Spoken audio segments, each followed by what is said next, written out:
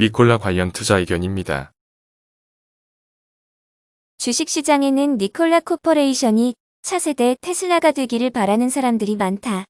유감스럽게도 이 회사는 언제든지 매물로 쏟아질 수 있는 잠재적인 과잉 물량을 안고 있다.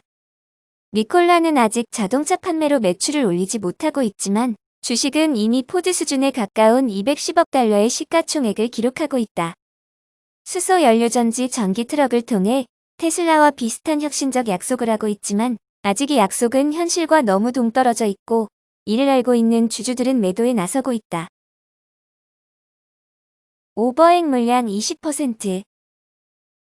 회사는 6월 4일 벡터IQ와의 합병을 통해 우회 상장되었다. 하지만 이미 주주들은 떠날 준비를 하고 있다. 거래가 발표되기 전 $15 이하에서 거래되던 주가가 이후 $90 이상으로 치솟은 것을 탓할 수는 없다. 몇 주 전 회사가 세크에 제출한 서류에 따르면 향후 2,389만 주의 워런트와 5,339만의 보통주, 총 7,728만 주의 주식 발행을 요청했다. 좋은 소식은 워런트당 11.50달러의 가치를 인정받아 총 2억 7,500만 달러를 조달할 것이라는 점이다. 나쁜 소식은 20%의 주주들이 회사 주식을 팔길 원하고 있으며 이 물량이 언제든지 매물로 쏟아질 수 있다는 점이다. 이에 따라 니콜라는 10억 달러가량의 현금을 운영 자금으로 확보하게 된다. 아직 테슬라와 전혀 가깝지 않다. 시장에서는 이미 매출이 없는 니콜라에게 테슬라 수준의 가치를 배정하고 있다. 2019년 말 니콜라는 1만 4천 대를 선주문 받았고 금액으로는 100억 달러가 넘었다. 현재까지 총 140억 달러 이상의 선주문을 받았다. 여기서 문제는 2022년 또는 이르면 2023년에나 전면 생산이 가능할 것이라는 것이다. 테슬라의 경우 매출이 20억 달러에 달했던 2013년까지 주가가 40달러를 넘어서지 못했다. 테슬라는 일론 머스크에서 주가를 뒷받침할 만큼 생산 규모를 늘릴 능력이 있느냐는 의문을 오랜 기간에 걸쳐 사실로 입증했다. 2013년 매출 20억 달러를 달성한 후 140억 달러로 성장시키는 데 4년이 걸렸다. 니콜라는 대량의 선주문을 받았을지 모르지만 이를 인도하기까지 상당한 시간이 걸릴 것이다. 테슬라는 첨단 제조업체조차도 생산 목표를 달성하기 위해 수년간 힘겨운 노력을 거듭했다는 사실을 보여주는 대표적인 사례다. 우리가 니콜라에 대해서 알아야 할 것. 투자자가 알아야 할 핵심은 니콜라의 주가 수준이 이미 강한 사업력을 갖춘 테슬라를 훨씬 넘어선다는 것이다. 모든 주주들이 니콜라 주식을 처분하려 들지는 불분명하지만 투자자들은 오버행 물량이 사라질 때까지 관망할 필요가 있다. 검증되지 않은 비즈니스 모델에도 불구하고 니콜라의 주가는 너무 고평가되어 있다. JP 모간의 애널리스트 폴 코스터는 2027년 잠재 에비다 17억 달러를 기준으로 회사의 목표 주가를 45달러로 잡고 있다. 애널리스트들이 7년 이후의 수치를 사용하기 시작하면 투자자들은 더욱 주의를 기울여야 한다.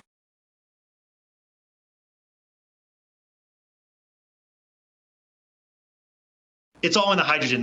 We're really an energy technology company. We sell the energy to consumers. Not consumers, but I'm sorry, businesses that are buying the trucks. That's where the money is. Obviously, we want to reduce the cost of our truck, but we're now cheaper to drive than a diesel is per mile, and we make 5 times the revenue of our competitors. So it's awesome. I mean, that's why Nikola's really cracked the chicken and the egg. If you think about trucking right now, you have to buy fuel from different people. You have to buy service from different people. It's really complex. Nikola is the only company in the world that's consolidated all into one. Very similar to Amazon. If you want to buy it, like say you want to buy a new pair of shoes, one click of a button, they take care of the merchant, they take care of the seller, they take care of the shipping, they take care of the returns. It's all done and simplified. And that's the first time this has ever been done in trucking. And that's why Nikola, you've seen such a response around the world is the generation that's investing now, they care more about the environmental impact of what you're doing than they do like, oh, well, you're 6 months or 8 months from revenue. They don't care. They're like, you know what? You're changing the world. You're going to reduce emissions more than anyone else. We're invested into you. You need to run your truck 3 shifts, 8 hours a day, essentially all the time. And that's where hydrogen really makes sense, where it's lighter. It can run 3 shifts. or two, but the battery electric's only going to really run one shift a day, because if you're charging them really fast, it'll actually degrade and ruin the battery. And if you're charging your if you look at cost comparison of a battery electric versus hydrogen, battery would be cheaper if you were paying the same rate on energy, but you don't, because the battery electric truck, you're paying the utility for energy. The hydrogen, we actually control all the energy through the federal transmission line, so we can get energy really cheap. 옥시덴탈 관련 첫 번째 투자 소식입니다. 에객손 모빌과 쉐브론은 오는 31일에, 코노코펠립스는 30일에 20년 2분기 실적을 발표할 예정이다. 유럽의 오일 메이저 대부분도 다음 주에 실적을 발표한다. 인스티튜트 포 에너지 이코노믹스 어널러서스의 캐시 히플 애널리스트는 코로나19 충격으로 유가가 폭락하면서 에너지 기업들의 영업 환경은 대폭 악화되었다. 20년 2분기는 에너지 기업들의 20년 실적 저점을 가리킬 것이라고 발언했다. 2분기 브렌트유는 배럴당 평균 29달러를 기록했는데, 이는 1분기에 51달러를 기록했던 것을 크게 하회한다. 2분기 중 WTI 원유는 역대 최초로 마이너스 유가를 기록했으며, 브렌트유도 99년 이후 최저가로 하락했던 바 있다고 언급했다. 에너지 기업들의 2분기 실적은 끔찍했을 것인데, 물론 여기에는 코로나19 팬데믹이라는 충격이 영향을 미쳤다. 하지만 투자자들은 이미 10년 넘게 석유 산업의 쇠퇴가 진행되고 있었다는 점에도 주목할 필요가 있다고 평가했다. 센터 포 인터내셔널 인바이런멘탈 로에스 클라이미트 앤 에너지 프로그램의 니키 리쉬 국장 또한 에너지 섹터 장기적인 원유 수요 감소세를 겪고 있다.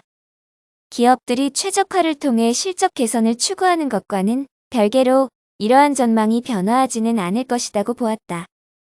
레드번의 스튜어트 조이너 애널리스트는 에너지 섹터 투자자들은 2분기 침체된 실적은 충분히 예상하고 있으므로 관심이 집중되는 곳은 기업들의 주주환원 정책이 될 것이다.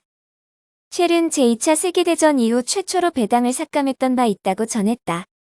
2분기 실적 발표에서 주주환원 정책 축소를 발표하는 기업들의 경우 이후에 추가적인 주주환원 정책 축소가 뒤따라올 가능성이 높다고 발언했다.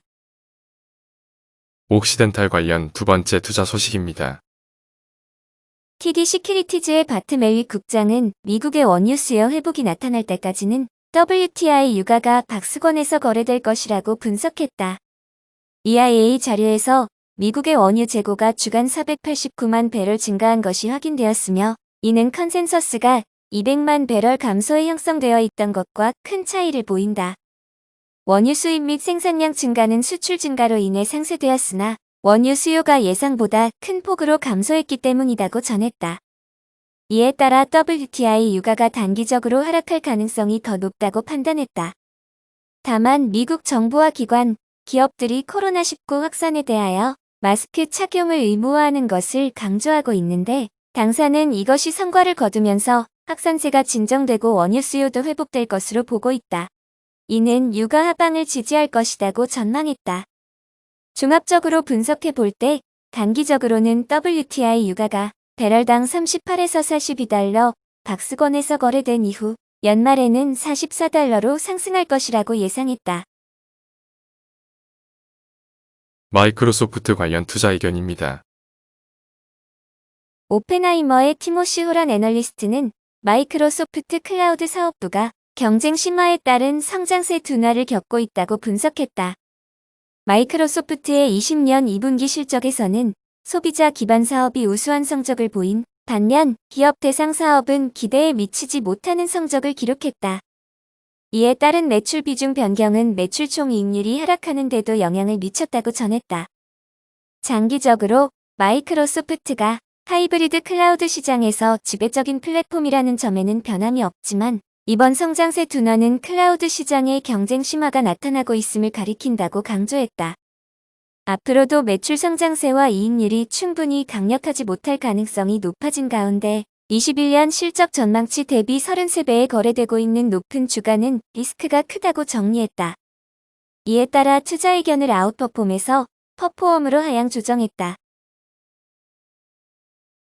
테슬라 관련 첫 번째 투자 의견입니다. 뱅크 오브 아메리카는 테슬라에 대한 투자 의견을 매도로 유지했고, 목표 주가는 $500에서 $800로 상향 조정했다. 존 머피 애널리스트는 현재 테슬라는 다수의 이슈에 직면해 있다. 동사 회계 방식과 관련해서 의문이 제기되며 향후 전기차 시장 규모가 얼마나 클지 불분명하고 동사가 앞으로도 플러스의 순이익을 달성할 것이라는 점을 확신할 수 없다고 발언했다. 테슬라의 주가가 상승할수록 동사는 증자를 통해 성장을 뒷받침할 만한 자금을 조달하기 용이해지는데 이러한 시나리오가 전개될 시 투자 확대 소식은 추가적인 주가 상승을 견인할 것이라고 제기했다. 그러나 이와 같이 주가 상승이 또 다른 주가 상승을 야기하는 흐름은 지속될 수 없다고 지적했다.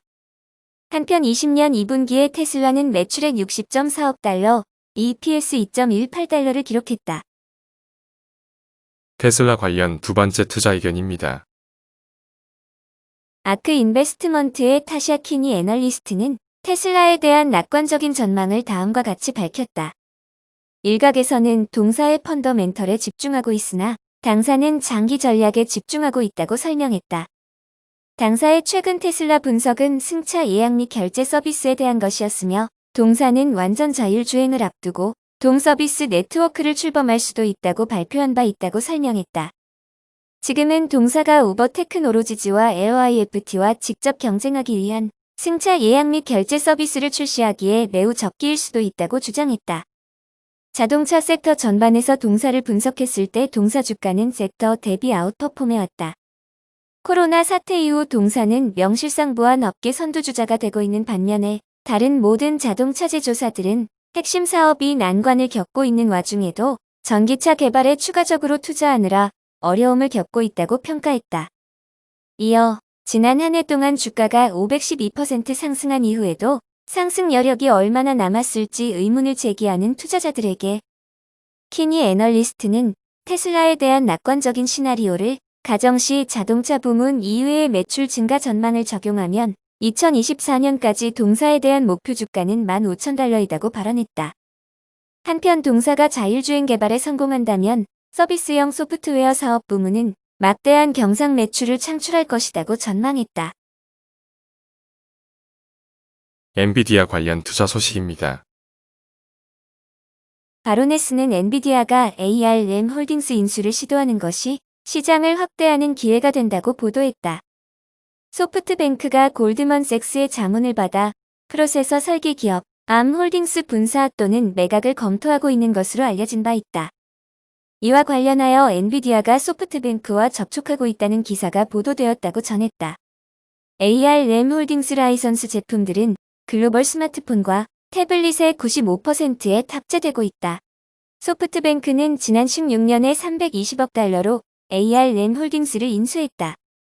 엔비디아는 ARM 홀딩스로부터 라이선스를 구입하는 여러 기업 중 하나이기 때문에 엔비디아가 ARM 홀딩스를 인수하게 되는 것은 유사한 기업들로부터의 반발을 겪을 가능성이 크다고 보았다. 모르 인사이츠 앤 스트라테지의 패트릭 무어헤드 사장은 엔비디아의 포트폴리오를 고려하면 ARM 홀딩스 인수는 전략적으로 타당하다. 동사는 GPU 시장에서 선도적 입지를 구축하고 있는데 ARM 홀딩스를 인수하면서 CPU 시장에서도 강력한 경쟁력을 확보할 수 있다. 모바일, 사물 인터넷 시장으로 진출하는 기회이기도 하다고 분석했다. 애플 관련 투자 의견입니다. 애플은 오는 30일에 20년 2분기 실적을 발표할 예정이다. 골드만색스의 로드홀 애널리스트는 애플이 앞으로 평균 판매 단가 하락을 겪으면서 기대에 미치지 못하는 성적을 기록할 수 있다고 경고했다. 애플의 2분기 실적 발표에서 투자자들이 주목해야 하는 사항은 3분기 전망이다. 코로나 팬데믹으로 인해 불확실성이 매우 큰 상황으로 애플이 가이던스를 제시하지 않을 가능성이 높고 평년 9월에 이루어지던 신제품 출시 행사도 연기될 가능성이 있다고 정리했다. 당사는 9월 말에는 신제품 출시 행사가 있을 것으로 예상하고 있으며 이는 여러 우려에도 불구하고 애플 공급 체인이 과거 견고한 모습을 보여왔기 때문이다. 실제로 9월 내 출시가 이루어지지 못할 경우 20년 4분기 매출은 당사 전망치 대비 7%, EPS는 전망치 대비 6% 낮게 나타날 수 있다고 분석했다. 한편 21년 애플의 사업 전망은 그렇게 밝지 않다. 제품 판매량에 대한 우려도 있지만 특히 평균 판매 단가가 기대에 미치지 못할 가능성이 높기 때문이라고 언급했다. 이 같은 우려를 고려했을 때 애플이 그간 기록해온 아웃퍼폼과 현재의 높은 주가는 유지되기 어렵다. 투자자들은 애플 투자를 기피해야 할 것이라고 발언했다. 투자 의견을 매도를 유지했으며 목표 주가를 $263에서 $299로 상향 조정했다.